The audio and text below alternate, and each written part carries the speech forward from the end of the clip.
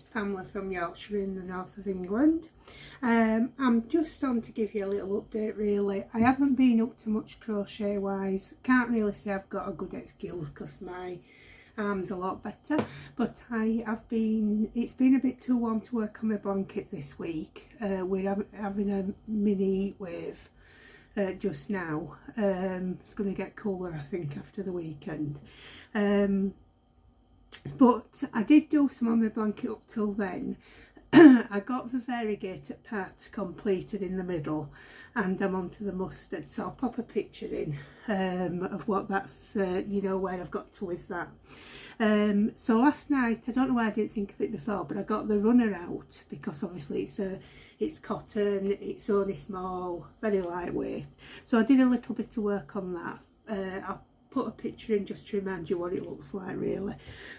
Still got a fair way to go till it's finished. I think probably about halfway there.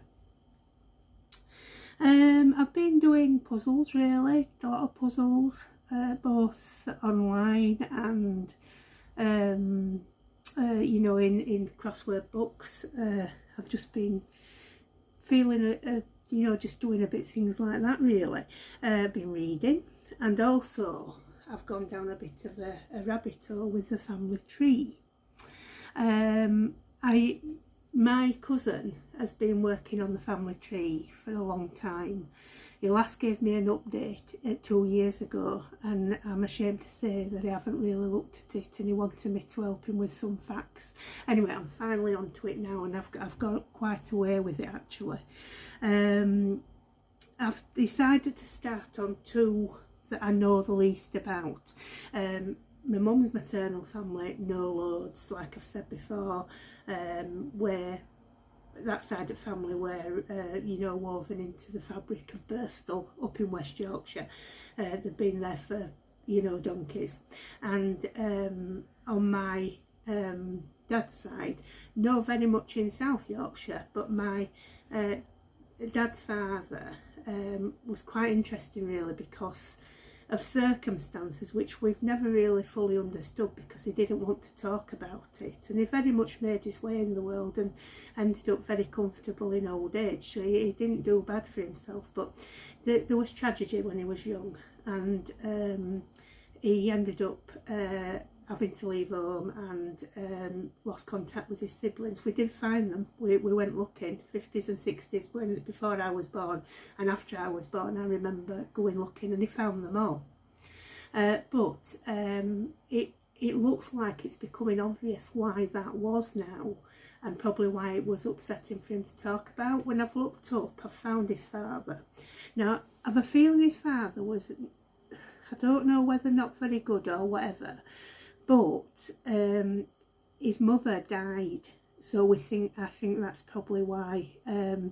On the census where my grandfather is 16, he's down as home duties, which I think means he's looking after the family.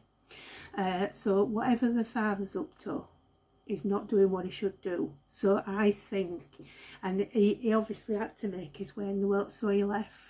And I don't blame him for that. They all went their own ways. We found that out when they reunited. They all went their own ways. So whether his dad took to drink or whatever, I don't know. But it certainly looks like it's because his mother died and was probably ill before that, maybe. You know, when she was just still alive, he was doing these home duties. So I think she was incapable of looking after the family as well. So that, I mean, we'll never know for sure, but you know, it's looking like that was why. So that's rather interesting. So I've made my way up that line. And the other one was my mum's father, who I've mentioned was no good. He was a functioning alcoholic, you'd call him these days, and a gambler. So he worked, he earned lots of money. He was a brave man, he served in the war.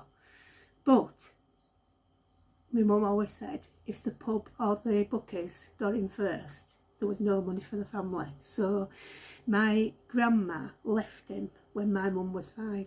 She actually left him on my mum's 5th birthday party because he came home drunk again. So, and she had one other child and another one on the way. But I still want to know about him. I never wanted to know him. because I knew he was no good. But, and that's never changed. You know, I don't want to know him personally, but I would like to know where he came from, and I've got a little way back there. So that's quite interesting. Like I said, I will go down the other routes, but I don't expect to find many surprises with the other two grandparents, you know, because like I say, I know a fair bit about them. So I mean, I just thought I'd tell you what I'm doing, and it's funny, isn't it, how, you know, like there's these myths in the family about this, that and other, and like I say, it looks like we might be getting to the bottom of why my grandfather found himself alone, you know. But like I say, don't feel sorry for him. He made a good life for himself. He married a good woman. He had my dad, and you know, so it was all good. You know, it made a way. And their story will by no means be unique. There were lots of people in the same situation who were scraping a living in the industrial world, and you know, like, and fell on hard times for whatever reason, whether it's their own fault or whatever, you know. I do have sympathy for him, but my grandfather I have more sympathy for, because he you know, like he found himself alone. He had to make his own way, and he did, you know. So, and he was a good granddad, a very good granddad. So, you know, he certainly poured a lot of love into his family. So that's what I've been up to, and it is interesting. So, and the other thing I've done, I've rewatched the Marlowe Murders, the first 2 episodes. By the way, I might have misled you when I was giving you the rundown.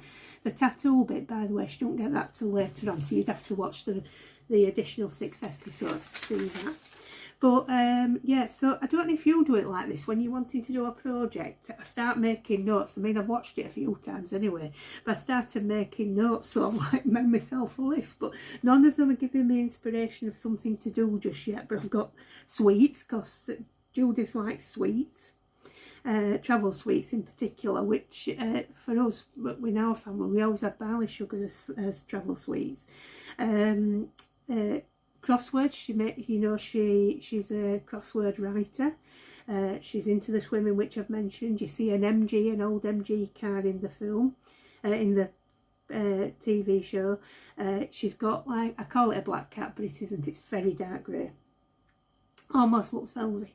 There's an old pistol which comes into play as a, you know, murder weapon. It's a German Luger, and the bullet casing she finds is it's got an eagle and 1942 on it, so basically that is a German bullet. And she has a brick through a window which says to stay away. There's Luna, which I've mentioned, which is becomes and I can't think of her name again now, it's gone, I don't think I've got it down here.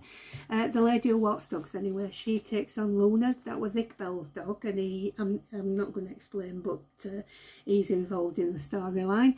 And there's the medallions they find with bodies, which are for faith, hope and charity. Now I can't think of anything to do with that. By the way, the medallions are to do with the Masons, you know, the secret society, which, you know, funny handshakes and all that. So I've wrote all these down, but I don't know what to do. So, but it'll come to me. If all else fails, I'll draw another picture, because, you know, like I say, I can always draw something. So it's just I'd like to think of something crochet to do. But if I was in the mood, I would make one of the clothing items a bit like Judith wears, but there's no chance I'm going to get that finished, because I'm just not doing enough crochet. Anyway, that's me up to date. It's a beautiful day today. It is warm. I've got the washing out. I love being able to get the washing out, and also I'm trying to get in touch with our grass cutter, because he hasn't been this year yet, and normally starts in March.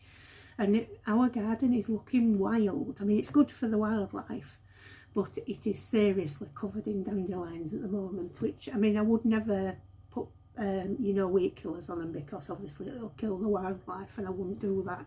But it definitely needs a good trim. So I'm hoping he gets in touch soon, but he's not responded to my message, which is very unusual for him. Anyway, that's my my happiness and my woes this week. So anyway, I hope you're all doing well. I hope you're all enjoying the weather if you've got this sunny spell that we seem to be having, and I'll see you soon. Take care of yourselves.